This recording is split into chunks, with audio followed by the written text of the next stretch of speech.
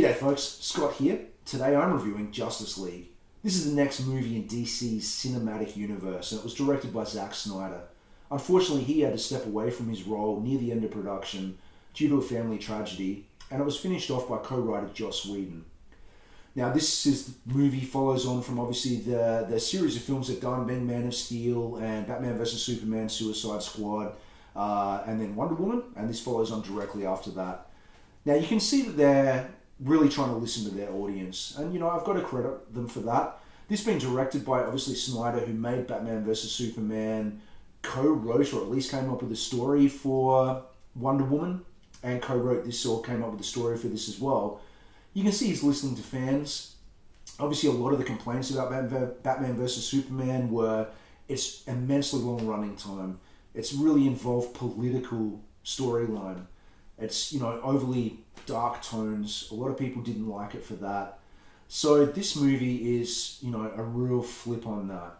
It's only 2 hours long. It's well over an hour shorter than Batman vs Superman. It's definitely more lighthearted. It's definitely going for more that Avengers kind of comedy element to it as well. It's still a serious story, but they're definitely trying to make it sort of more in line with what Marvel are doing. I didn't see it particularly as a hey, we're stepping away from what we were trying to do and trying to copy our competitors, but you can see they are clearly trying to please their audience. I enjoyed the movie. I liked it, a lot more than some of the other DC movies. I thought for the most part it was really well done. I guess first off with the Justice League themselves, obviously being, Batman, Wonder Woman, Aquaman, The Flash, and Cyborg. They were all pretty cool. They were pretty interesting. Obviously this is an origin for them all sort of meeting and unifying and becoming the Justice League. They're a bit of a mixed bag. Like, I already liked Affleck as Batman. Wonder Woman's great. Cyborg's interesting, but I really don't know that much of him as a character outside of this movie. And, so as I've said before, I'm not a comic guy. The Flash was in it, and obviously Aquaman. Now, I really liked The Flash. He was probably my favourite out of the characters. He was funny, he was well written. The effects around things that he did were very cool. Cyborg was pretty interesting because he was a much darker character. He was, struggling to cope with what had happened to him, and, his, cybernetic parts of his body still changing and modifying and sort of becoming what they were going to be. The weak link for me, unsurprisingly, out of them was Aquaman. He wasn't awful. He certainly wasn't as stupid as he's come off in, some of the cartoons and stuff. And I know Aquaman's always been a bit of a running gag when it comes to DC Comics, where, people do have a bit of a laugh at his expense. I guess my issues with him specifically were, Jason Momoa was fine, but I didn't quite understand why he had such a point break, whoa dude, surfy kind of voice when, the other people from Atlantis spoke very well and almost British, and the only time they sort of said that he came to shore, it was every year there was some place, I think in Europe, where the oceans froze over and the people in this village would, sort of be in danger of starving because they couldn't go fishing. And once a year, this dude would show up from the ocean and bring them heaps of fish and feed the town and all that kind of stuff. But those people didn't speak in thick American accents either. So I found his voice very out of place. On top of that, there were definitely some scenes where he, did some water stuff, but the majority of his work was out of the water, which kind of defeats the point of him being Aquaman. I found it kind of odd, but it was okay. The rest of them were fine. They all worked well together. I think my biggest complaint would be that the bad guys didn't do a lot for me. The bad guy in this movie is a character named Steppenwolf. I'm not familiar with the comics, so I don't know how accurate he is to them, but I just found his, I want to end the world and turn it into another world agenda very stereotypical and very, already been done. This year even with Guardians of the Galaxy 2 with, Ego's ideas for what he wanted to do with the universe, not just a world.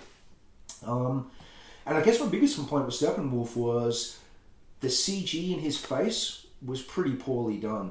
In a time where, you can convince me that a full-size chimpanzee is speaking fluent English and it looks completely believable, this guy's face, the CG was pretty sloppy. The eyes didn't look right.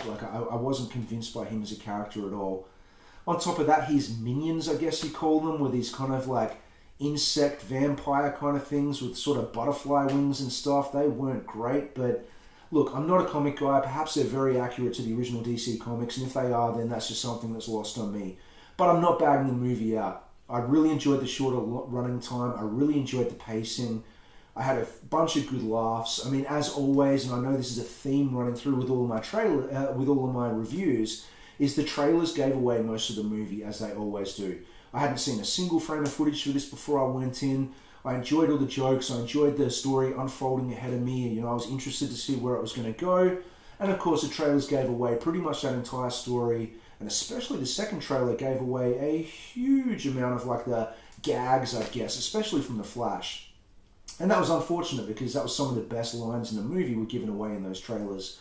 But look, they all worked well together. Like I said, it was well done. The special effects were mostly very well implemented, except for, like I said, with Steppenwolf.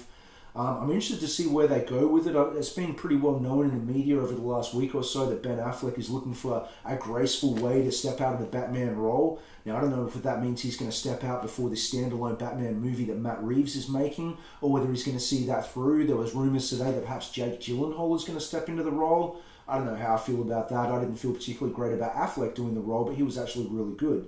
Jeremy Irons was, of course, back as Alfred, and he did really well, you know. There were some new Bat vehicles in there that were pretty cool. A lot of the cast and other characters and outside characters from the other movies. I don't want to give anything away in case you don't know anything about it, because there were a few, returning characters that you might not know about, and I don't wish to spoil that for you. But it was fun. I had a good time. My kid really enjoyed it. I really don't have that much to complain outside of, Aquaman not doing much for me, the trailer's giving away too much, and the bad guy being kind of lame. But I'm definitely intrigued to see where they go from here. That's kind of it for movies coming out of the cinema that I'm going to see anytime soon, except in 3 weeks. Obviously, the new Star Wars movie comes out. This will be the first Star Wars movie since I was a child that I'm not going to know a single thing about going into it. No trailers, don't know anything. It's actually got me very, very excited for it, so I'm looking forward to that. I'm looking forward to reviewing it. As always, thank you for watching. Please subscribe to this channel if you haven't already, and I'll be back to review some other stuff soon. I'll do my games for the year wrap up really soon as well. Thanks, guys.